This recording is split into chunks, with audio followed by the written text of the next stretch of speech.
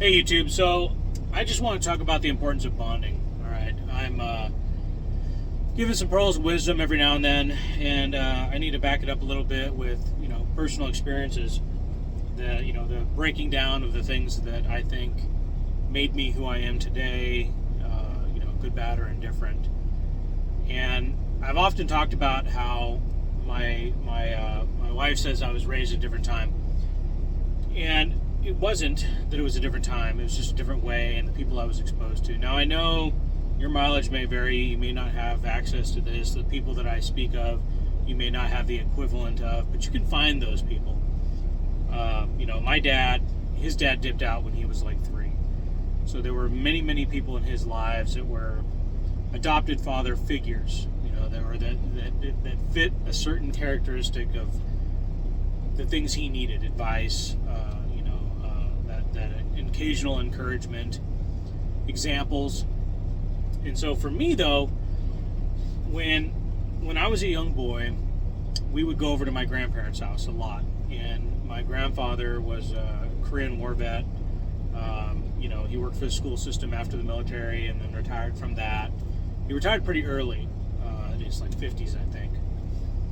And so when we would go over there, his favorite thing, mine too actually, was to sit around the fire.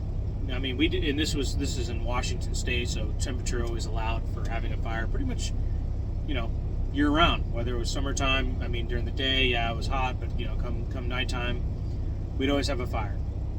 My grandfather would drink his beers, smoke his cigarettes, but there would always be people coming by all the time. Because he retired early, it was kind of like the place to be, over at my grandparents' place. And so I would have my father, my grandfather, and then, friends of my dad, friends of my grandfather, all different genres of men in different stages of their lives. Men that had raised children, men that were currently raising children, young men, and we would also all get together in regards to getting firewood. There's a lot of male bonding. I didn't realize back then, and even up till maybe a few years ago, how important and impactful that was on my life. I literally got to glimpse what it was like, for a young man in the 30s and 40s, for my grandfather, when he was growing up. And, and obviously my dad's experiences, through the 50s and 60s and into the 70s. And, my grandfather didn't talk a lot about, the war. I mean, a few little stories here and there. But he mostly kept that to himself. That's kind of how he saw some interesting activities. I'll just say it that way. But it was, again, it wasn't that I was raised in some different time. It was I was exposed to different time periods through people's stories, experiences, good, bad, fun, and I took all those stories, and they're in here and they're in here, probably for the rest of my life, and they shaped my life. It's important to pass on, stories and stuff. Hell, maybe someday I might write a book about it. I don't know.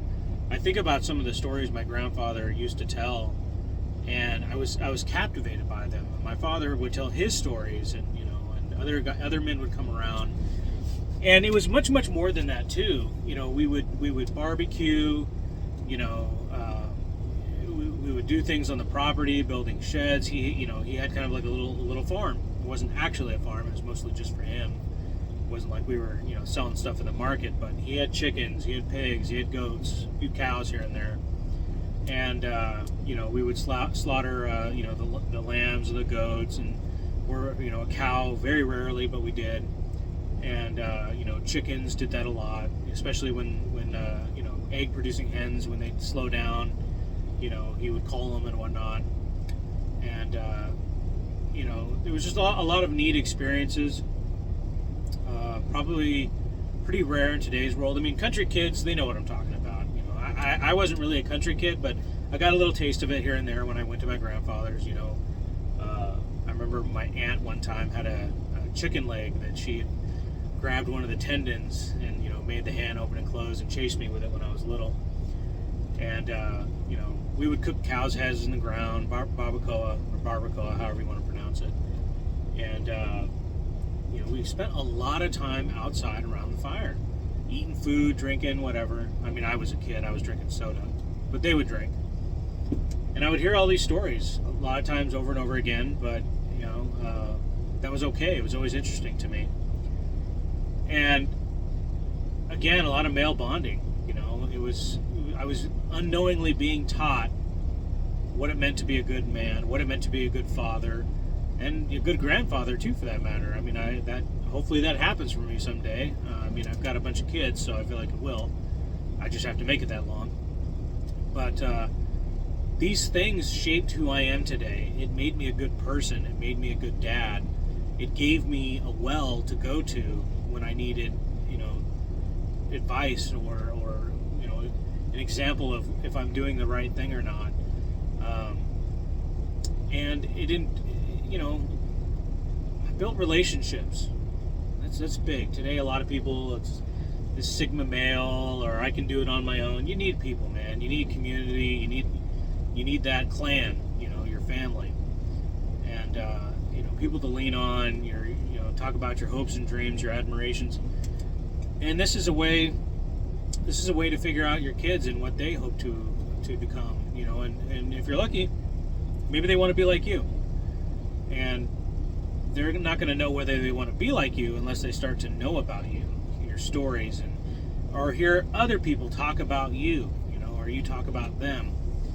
And so I know I sound like a broken record, but that is kind of the secret sauce. You got to spend time with your kids. You got to expose them to other men and let them have examples of it. It's kind of a rite of passage, when they're little, they hang around with mom, they hang around with other women, and then they reach that age where, you don't got to worry about them falling into the fire pit, so that's kind of where it transitions, and then they come out and they get to hear those manly things. And I think that's a lot of what has to do with a lot of the men and the issues we have today is through no fault of their own. They were raised by their mom. And if you're a new dad, or a dad who's struggling, there's something mesmerizing about a fire that can captivate you, and you just sit around it and you tell stories. Human beings have been doing that since the dawn of time. It worked then, it works now. So maybe you live in a city or an apartment, you can't do that. But, go camping, get out there, and have those fireside chats, and bond with your kids, It's easy. It's easy. It doesn't seem like it, but it is. If you got time to be watching this video and surfing Facebook and all these other things, watching Netflix, you got time. Trust me, you do. You just got to make it. So get out there, tell stories, have fun, and remember, I'm pulling for you, and be safe out there.